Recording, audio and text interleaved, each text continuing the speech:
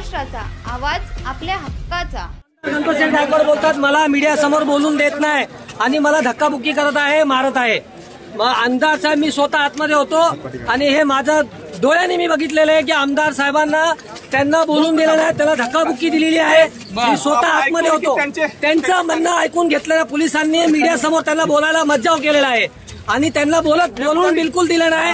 हे मी स्वतः तिथं आतमध्ये होतो, मी 10 वेळा आमदार साहेब वरडून बोलत होते की माझं म्हणणं गोळीबार करण्याचं कारण काय होतं? गोळीबार पोलीस स्टेशनमध्ये केलं ते माहिती नाही, पण मी आतमध्ये होतो। ते बोलले तुम्ही गुन्हा केलाय ना, तुम्ही दाखल केला, पण मला पोलीस कुठे दिली? आता ते आम्ही बघा आम्हाला बघूनच दिलं नाही, आतमध्ये ढकलून दिलं पाठीमागं। मी आतमध्ये होतो, ढकललं तुम्हाला? मला पण ढकललं ना, आमदार साहेबांना पोलिसांनी ढकलले। का ढकललं? कारण त्यांना बोलूनच देत नव्हतं मीडिया समोर। त्यांना काय म्हणणं मांडायचं होतं? काय म्हणणं होतं? काय मांडायचं होतं? काय मांडायचं होतं? गायकवाडांना काय मांडायचं होतं? गायकवाडांना काय सांगायचं होतं? गायकवाडांना काय सांगायचं होतं?